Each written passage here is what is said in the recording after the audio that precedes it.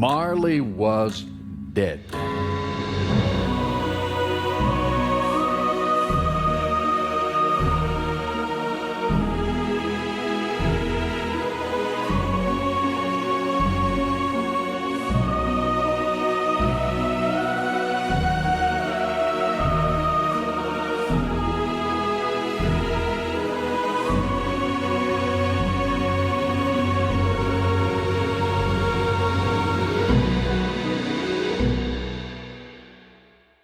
Hello, I'm Keith Cate. I have always enjoyed great storytelling, and few tales are as powerful as Charles Dickens' A Christmas Carol.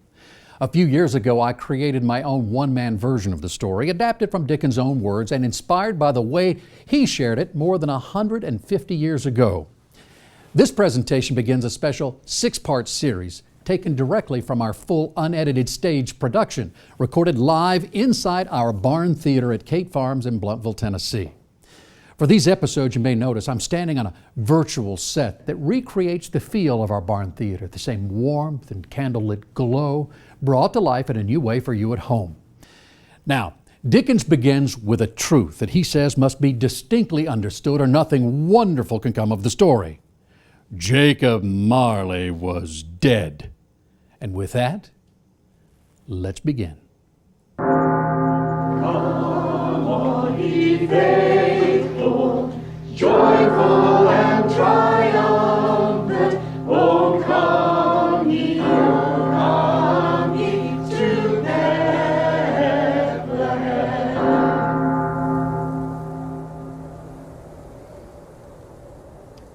Marley was dead. To begin, there is no doubt whatever about that. The register of his burial was signed by the clerk, the clergyman, the undertaker, and the chief mourner. Scrooge signed it, and Scrooge's name was good upon change for anything he chose to put his hand to. Old Marley was as dead as a doornail. Now, this must be distinctly understood, or nothing wonderful is going to come of this story I'm going to relate. Mind you, I don't mean to say that I know what there is particularly dead about a doornail, do you? No, I might be more inclined myself to regard, say, a coffin nail as the deadliest piece of ironmongery in the trade, wouldn't you? But the wisdom of our ancestors is in the simile, and my unhallowed hand shall not disturb it, or the country's done for. So you will therefore permit me to repeat emphatically that Marley was as dead as... Thank you. Now, Scrooge knew he was dead. Of course he did. How could it be otherwise? Scrooge and he were partners for, I don't know how many years, though Scrooge never painted out old Marley's name. There it stood years afterwards above the warehouse door. Scrooge and Marley. Sometimes people new to the business called Scrooge Scrooge, and sometimes Marley. But he answered to both names. It was all the same to him. Oh, but he was a tight-fisted hand at the grindstone, Scrooge. A squeezing, wrenching, grasping, scraping, clutching, covetous old sinner. Hard and sharp as flint, from which no steel had ever struck generous fire. He was secret, self-contained, and solitary as an oyster. The cold within him froze his old features, nipped his pointed nose. It shriveled his cheeks and stiffened his gait, made his eyes red, his thin lips blue, and spoke out shrewdly in his grating voice. He carried his own low temperature always about with him. He iced his office in the dog days, and he didn't thaw at 1 degree at Christmas. External heat and cold had little influence on Scrooge. No warmth could warm, no wintry weather chill him. Nobody ever stopped him in the street to say, "My dear Scrooge, how are you? When will you come to see me?" No beggars implored him to bestow a trifle. No children ever asked him what it was o'clock. Even the blind men's dogs appeared to know him, and when they saw him coming, would tug their owners into doorways and up courts. But what did Scrooge care? It was the very thing he liked, to edge his way along the crowded paths of life, warning all human sympathy to keep its distance.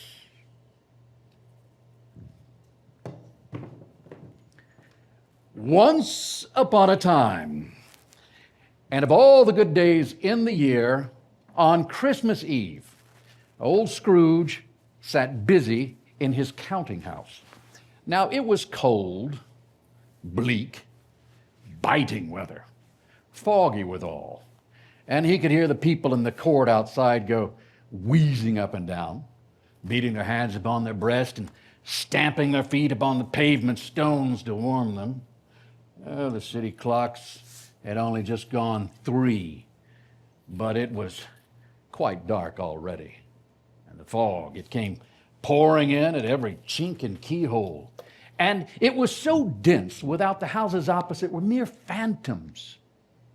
Now, the door of Scrooge's counting house was open, so that he could keep his eye upon his clerk, Bob Cratchit, who in a dismal little cell beyond was copying letters. Scrooge had a very small fire, but the clerk's fire was so very much smaller that it looked like one coal. But he couldn't replenish it, for Scrooge kept the coal box in his own room.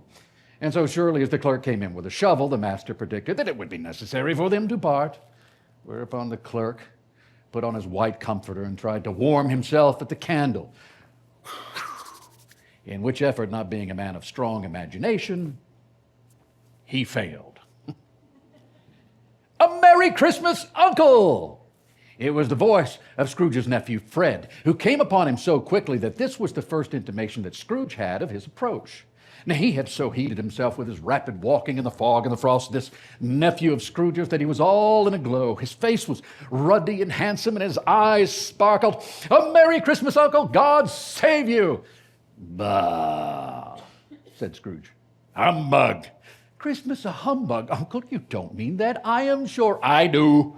Merry Christmas. Oh, don't be cross, Uncle. What else can I be when I live in such a world of fools as this? Merry Christmas. Out upon Merry Christmas. And what is Christmas time to you anyway but a time for paying bills without money? A time for finding yourself a year older, not an hour richer?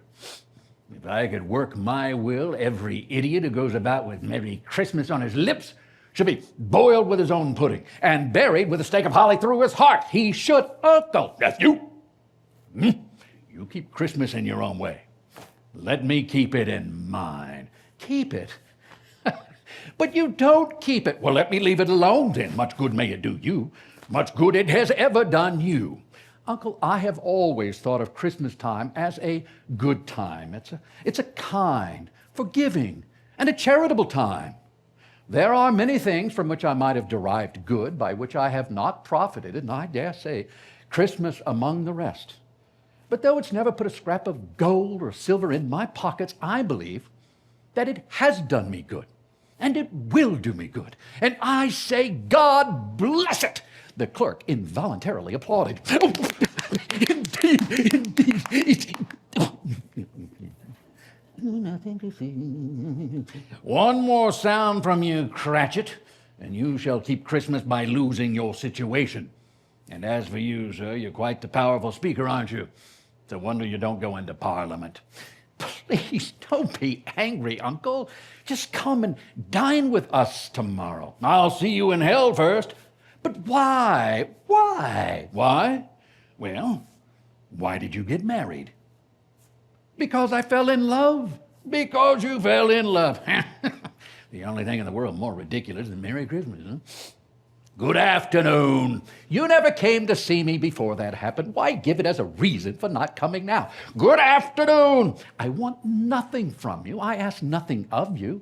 Why cannot we be friends? Good afternoon. Well, I am sorry with all my heart to find you so resolute, but I shall keep my Christmas humor to the last, so Merry Christmas, Uncle. Good afternoon. And a Happy New Year. Good afternoon! His nephew left the room, but he stopped at the outer door to bestow the greetings of the season on the clerk, who, cold as he was still warmer than Scrooge, for he returned them cordially.